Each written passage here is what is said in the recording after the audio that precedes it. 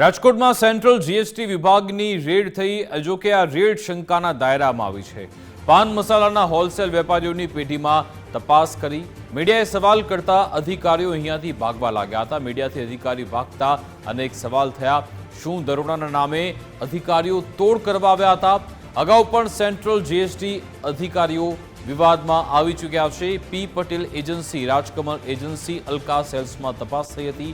Central જીએસટીની red મીડિયામાં જાહેર થઈ જતા અધિકારીઓ ભાગ્યા હતા। इसको हटाओ ना, आप बोलो, बोलिए। इसको हटाओ, मैं बोलता हूँ। मैं देता हूँ, आप बोलिए, मैं आप देता हूँ। जो वीडियो कर रहे हो उसका पहले आईडी निकालिए। आप किस चीज़ का वीडियो कर रहे हैं, क्या कर रहे हैं? आप जीएसटी में से हो पहले? नहीं, मैंने नहीं, जीएसटी से नहीं हूँ। आप नहीं दिखाइए ना। तो फिर आप जाओ, आपको क्यों बताऊँ आइडेंटिटी कार्ड? तो फिर आप वीडियो किस लिए निकाल रहे मैं हो? कर रहा हूँ, मैं अंदर आया आपके प्रॉपर्टी। तो आप उधर ही रहिए, फिर हाँ? उधर ही रहिए। आप क्या करने आए हो यहाँ? पुलिस को मैं घूमने आया हूँ। घूमने आए हो पुलिस को लेके? दादा क्या? वो सेठ को पता कर, सेठ से पूछ लो, जो हुआ है सेठ से पूछो। हम लोग क्या ये कर रहे हो आप? सेंट्रल जीएसटी के हैं, सेंट्रल जीएसटी हाँ से जी, है ना? हाँ जी। तो फिर वो आए हैं चेक करने के लिए। अभी काम चालू है। રાજકોટ શહેરમાં સેન્ટ્રલ જીએસટીના છે તે પાન મસાલાના હોલસેલરો ઉપર દરોડા પાડવામાં આવ્યા છે। કરણપરા વિસ્તારની અંદર જે રાજકમલ એજન્સી છે ત્યાં દરોડા પાડવામાં આવ્યા છે। મવડી વિસ્તારની જો વાત કરીએ તો પી પટેલ એજન્સી છે ત્યાં દરોડા પાડવામાં આવ્યા છે। અલકા સેલ્સ છે, જેનિસ સેલ્સ છે, આ સહિતની જે વિસ્તારો છે, અલગ અલગ વિસ્તારોની અંદર સેન્ટ્રલ જીએસટી દ્વારા હાલ ચકાસણી હાથ ધરવામાં આવી છે।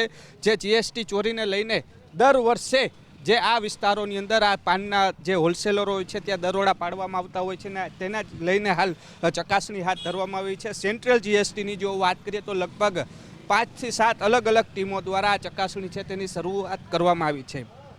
જે રીતના વિગત સામે આવી છે કે આગામી સમયની અંદર જે કામગીરી ચકાસણી પૂર્ણ થયા બાદ મોટા પ્રમાણમાં સેન્ટ્રલ જીએસટી દ્વારા કરચોરી જે ઝડપી પાડવામાં આવે તેવી શક્યતાઓ છે તે હાલ સેવાઈ રહી છે। પરંતુ સૌથી મોટો સવાલ છે કે ગુજરાત ફર્સ્ટને જ્યારે ખબર પડી કે જીએસટીના દરોડા છે ત્યારે જીએસટીના અધિકારીઓ દ્વારા કામગીરી અટકાવવાનો પણ પ્રયાસ કરવામાં આવ્યો છે। જોકે હવે જે કામગીરી છે તેને લઈને શટરો છે તે પાડતા નજરે આવી રહ્યા છે કે મીડિયાને જે જાણ થઈ તેને લઈને ક્યાંક છે કહી શકાય કે અત્યારે દરોડા ક્યાંક સંતાડવાના પ્રયાસ થઈ રહ્યા છે। સૌથી મોટો સેન્ટ્રલ જીએસટી સામે પણ સવાલ ઉત્પન્ન થઈ રહ્યો છે કે શું આ દરોડા માત્ર દેખાવા પૂરતા કે પછી વહીવટ માટે થઈ અને આ દરોડા છે તે પાડવામાં આવી રહ્યા છે? એટલે કહી શકાય કે સેન્ટ્રલ જીએસટીની જે ચકાસણી સામે પણ અનેક સવાલો છે તે ઉત્પન્ન થઈ રહ્યા છે।